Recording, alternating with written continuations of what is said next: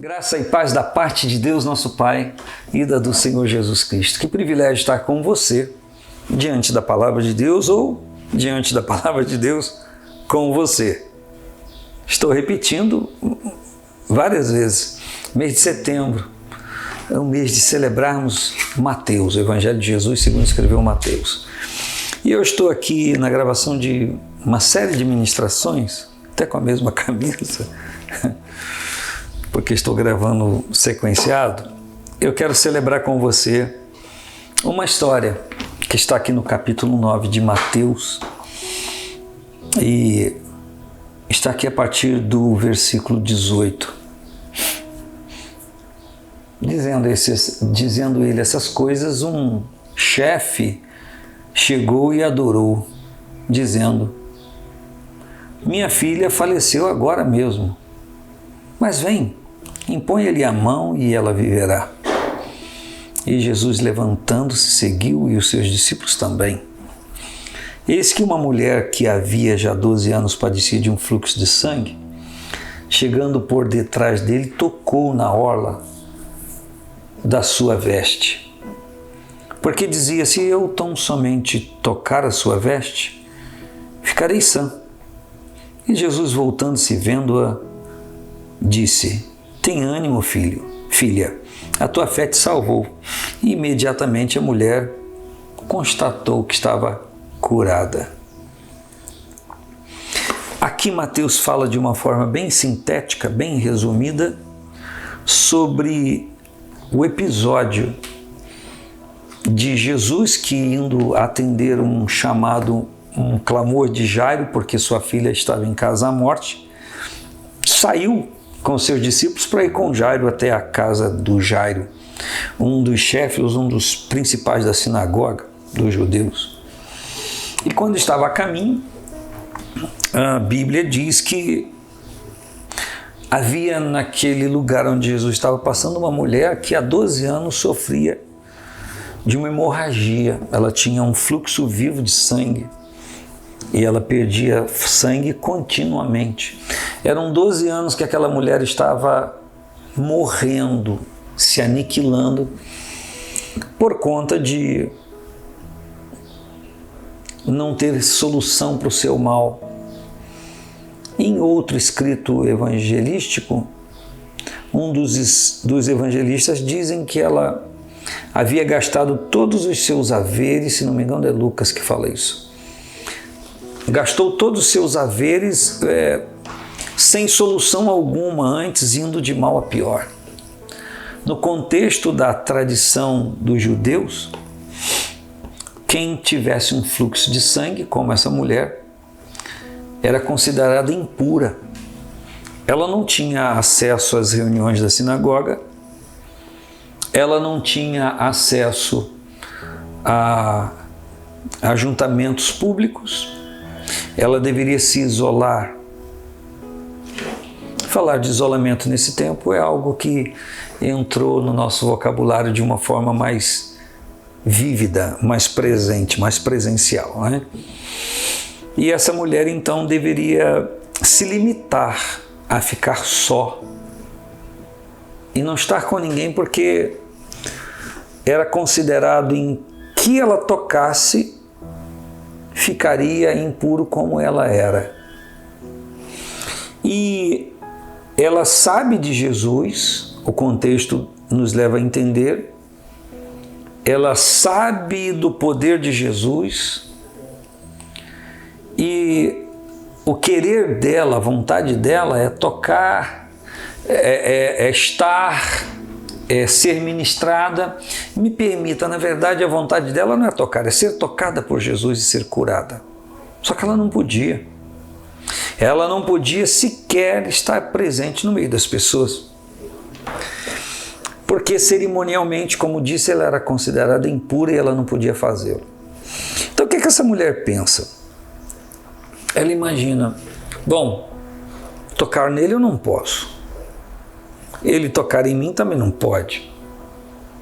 Por ela não conhecer Jesus de relacionamento, de estar perto, de conviver, ela talvez pensasse isso. Ele não vai tocar em mim porque ele também não pode, senão ele vai ficar impuro como eu sou. E aí ela pensa, se tão somente eu tocar na orla da sua veste, eu vou ficar curada. É o que o versículo 20 fala. Chegando por trás, tocou em sua veste, o 21 diz, porque ela dizia consigo, ela pensava. Está vendo como o texto não diz que ela dizia a alguém, ela dizia consigo. Porque ela estava num momento de isolamento. Se eu tão somente tocar a sua veste, eu ficarei sã. Eu não posso tocar nele, mas se tão somente eu tocar naquilo que é dele, que ele usa, eu vou ficar sã. Porque eu tocando naquilo que ele está usando me liga a ele. Isso nos leva a pensar muitas coisas. Dentre elas aquilo que nós usamos faz parte de nós. E ela disse, eu não posso tocar nele, mas eu posso tocar naquilo que ele está usando. Porque o intento dela era tocar e não ser percebida. Agora olha a fé dessa mulher. Ela acreditava que se ela tocasse em algo que Jesus usava como a orla da sua veste, lá embaixo, ela ficaria curada. Ou alguns escritores, alguns pensadores dizem que a linguagem original é aba da veste, ou algum ponto da sua veste. Algumas pessoas gostam de se utilizar a orla da veste para dizer que é embaixo e que ela precisou se ajoelhar. Mas de uma forma ou outra, o mérito aqui não era ela se ajoelhar, o mérito aqui era crer que ela tocando na veste de Jesus, ela ficaria curada. E a Bíblia diz que ela fez isso. E quando ela fez isso, Jesus se volta para ela e diz, tenha ânimo, porque ela pensava que poderia ser apedrejada, porque ela não poderia ter tocado na roupa de Jesus. Tenha ânimo, filha, a tua fé te salvou. Jesus a chama de filha. Se Jesus a chama de filha, ele está se colocando no lugar de quê para ela? De pai? Olha isso. Jesus diz, filha, a tua fé te salvou. Você tocou em algo, porque tocar na veste era algo íntimo de cada pessoa. E Jesus está dizendo para a mulher, você tocou na minha intimidade.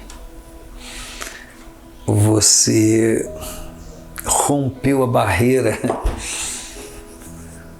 que te afastava de mim, o que fazia com que você pensasse estar afastada de mim, e se uniu a mim em fé. Então Jesus a chama de filha. Se você hoje decidir tocar nas coisas de Deus, conviver com as coisas do Senhor, igualmente você será para Ele filho e filha. Mas enquanto nos restringimos ao relacionamento com Ele, como somos filhos? Eu não quero entrar nesse foco de todos são filhos de Deus, não é o caso. Eu estou falando de algo muito maior do que apenas uma frase ou uma discussão.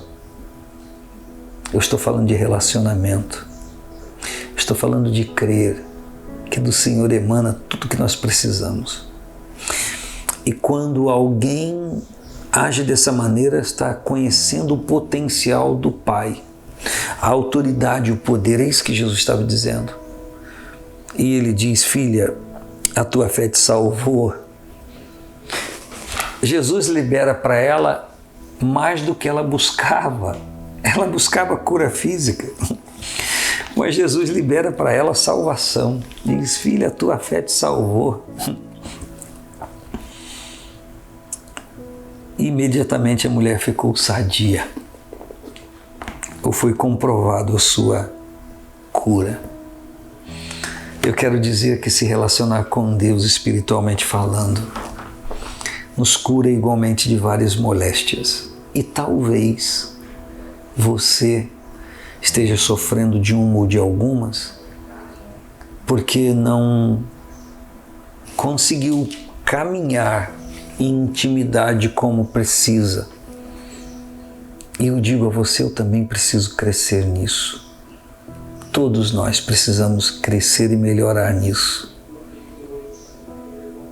Mas ainda hoje, essa voz ecoa no mundo espiritual.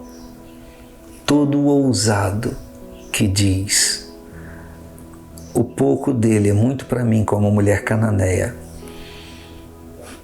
é considerado diante de Deus como filho e filha.